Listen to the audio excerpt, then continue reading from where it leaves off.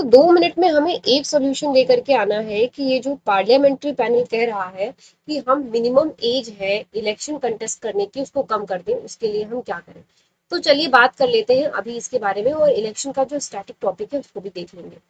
तो फिर ये बताइए कि अगर हम मिनिमम जो एज है उसको कम कर देते हैं, 25 से 18 में ले आते हैं, तो फायदे क्या होंगे। पहला फायदा तो यही होगा कि यूथ रिप्रेजेंटेशन होगा। इससे क्या होगा कि ज्यादा से ज्यादा पार्टिसिपेशन होगा, तो फ्रेश पर्सपेक्टिव आएंगे कुछ पॉलिटिकल डिसीजंस में, पॉलिसी डिसीजंस में। दूसरा फायदा ये होगा कि पॉलिटिकल एंगेजमेंट बढ़ेगा, और इसमें होगा कि हम लोग नए लोगों की जो कंट्रीब्यूशन है, जो यूथ इन्वॉल्वमेंट है, जो अवेयरनेस है पॉलिटिक्स की, वो यूथ में बढ़ेगी। फिर डाइवर्स लीडरशिप मिलेगी हमें, और काफी अलग अलग एज ग्रुप, अलग अलग बैकग्राउंड के, अलग अलग एक्सपीरियंस से लोग बच्चे आएंगे, और ऑफ कोर्स लीडर्स आएंगे।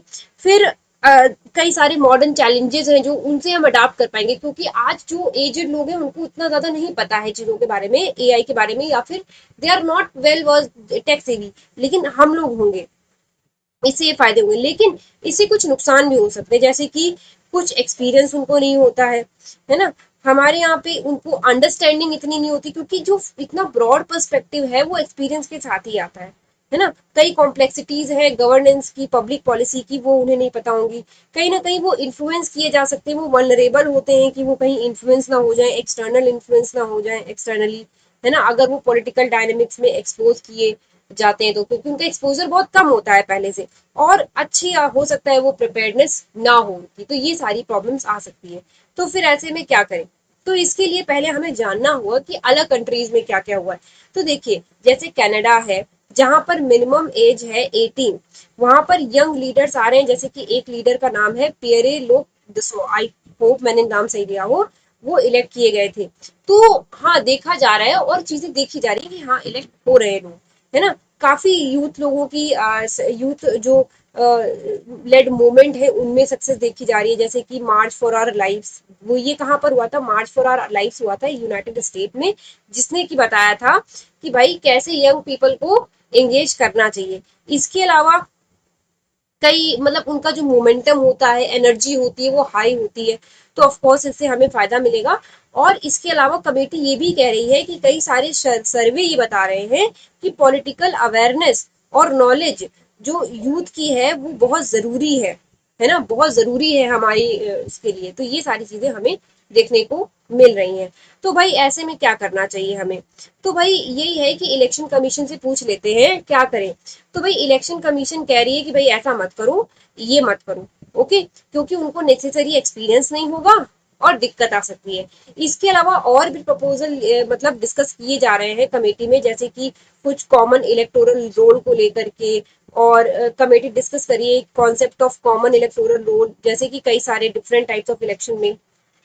बट वो ये भी कह रही है कि हाँ भाई कॉशन रखो, और ये सारी चीजें कह रही है। इसके अलावा ये भी कह रही है कि प्रिंसिपल ऑफ फेडरलिज्म को मेंटेन रखो। हाँ, आई नो कि ये थोड़ा 3 मिनट से ऊपर हो रहा है, पर समझना बहुत जरूरी है, क्योंकि फेडरलिज्म बहुत इंपॉर्टेंट है। इसके अलावा कुछ स्टेट है वो कह रहे हैं कि यूटिलाइज करें इलेक्शन कमीशन के इलेक्टोरल रोल को, क्योंकि कई सारे जो स्टेट है वो यूटिलाइज कर रहे हैं और कुछ नहीं ये कर रहे हैं। तो वो कह रहे हैं कि भाई जो नहीं कर रहे हो उनको वो यूटिलाइज करिए इस इलेक्टोरल रोल को जो कि दिया जा रहा है। इसके अलावा कुछ अब अगर कॉन्स्टिट्यूशनली देखा जाए, तो ये कहा जा रहा है कि जो सेंट्रल गवर्नमेंट प्रोवाइड करी, जो प्रपोजल आया है ईसीआई का कॉमन इलेक्टोरल रोल का, वो आर्टिकल 325 के स्कोप से बाहर है। तो भाई इसके बारे में बात ना करें। कुछ कंसर्न भी है कि कुछ ना कुछ मतलब स्टेट की जो पावर है, कॉमन इलेक्टोरल रूल से क्या होगा कि भाई जब इलेक्शन साथ साथ होंगे, कॉमन इलेक्टोरल रूल का मतलब तो आपने मुझसे पूछा ही नहीं था ना। तो आई होप आपको ये बात पता होगी। कॉमन इलेक्टोरल रूल से जो स्टेट रिलेटेड जो रीजनल एजेंडा होते हैं वो दब जाते हैं। अगर एक साथ सारे के सारे इलेक्टर्स जो भी मतलब जो वोटर्स होते हैं, उनको ये सबके सबको एक ही मतलब उसमें लेके आ जाया जाए, तो उससे नुकसान होगा। क्या होता है इसमें, जो कॉमन इलेक्टोरल रूल में सिर्फ एक ही only one voter list prepare की जाती है, चाहे फिर वो लोकसभा की हो, विधानसभा की हो, या फिर अदर इलेक्शन की हो। तो ये एक बात होती है कि एक ही वोटर लिस्ट प्रिपेयर की जाती है। और कई सारे मतलब इलेक्टोरल इंडिया में अभी हैं, उनके बारे में हम बाद में बात करेंगे। पहले हम जो बात कर रहे थे कि भाई इलेक्टोरल रोल के बारे में भी कुछ बात हो रही है, वो हम देख लेते हैं। ठीक है, आई होप इतना बात समझ में आ गया होगा कि भाई आर्टिकल 325 के बाहर ये लोग कह रहे हैं कि भैया कॉशन रखो। तो ये सब इलेक्टोरल रोल के बारे में कह रहे हैं कि सिर्फ एज की बात नहीं है, इलेक्टोरल रोल को भी देख लो एक बार।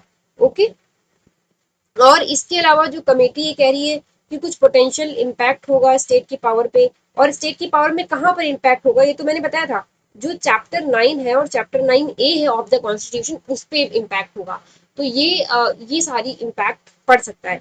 इसके अलावा आधार और वोटर आईडी लिंकिंग की अगर बात करें तो कमेटी उसके बारे में बोल रही है कि जो नॉन सिटीजन्स हैं उनका क्या, सजेस्टिंग द स्टेप, वो कह रहे हैं कि स्टैब्लिश करो लीगल प्रोविजन कि भाई जो नॉन सिटीजन है वो इलेक्टोरल रोल में ना आए, ये भी बात वो कह रहे हैं। इसके अलावा रिमोट वोटिंग के बारे में भी कह रही है कमेटी, कह रही है कि भाई कुछ रिमोट वोटिंग के बारे में देख लीजिए, स्पेशली इंटरनल माइग्रेंट्स के लिए, स्पेशली किन के लिए, इंटरनल माइग्रेंट्स के लिए। तो ये सारी चीजें बात हो रही है कि कहीं पर कॉमन इलेक्टोरल रोल की बात हो रही है और कहीं पर हमें बात देखने को मिल रही है किसके बारे में, हमें देखने को बात मिल रही है एज को कम करने के बारे में।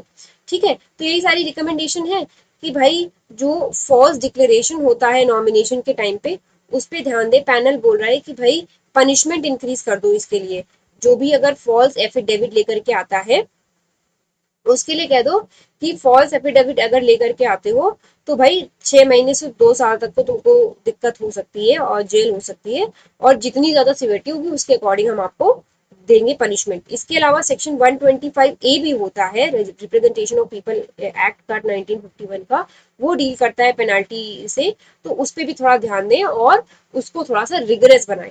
तो ये सारी चीजें हो रही हैं, सारी मैंने आपको बता दी। तो हमने काम खत्म कर लिया किसका, lowering the minimum age of contesting election. तो ये आपके लिए टास्क बनता है, क्या टास्क बनता है कि you must remember all the benefits. कहाँ कहाँ पे हो रहा है, कनाडा में हमने देखा, एक मैंने आपको लीडर का नाम बताया, एक मूवमेंट बताया कौन सा, मार्च फॉर आवर लाइव्स, और लीडर कौन थे, पियरे लुक सो, और इनकी आप फोटो जाके देख सकते हैं कौन है ये। और कई सारे फायदे होंगे कि नई एनर्जी आएगी, अच्छा रिप्रेजेंटेशन होगा, पॉलिटिकल एंगेजमेंट, पॉलिटिकल अवेयरनेस, और नए चैलेंजेस को अडॉप्ट करना, ये सारी चीजें हमारे लिए फायदा होगा अगर हम मिनिमम एज को जो कंटेस्ट हो रहा है वो अगर हम उसको लोअर कर देते हैं। तो ये हमने अभी खत्म किया। चलिए अब नेक्स्ट टॉपिक पे बढ़ते हैं, and you revise this one.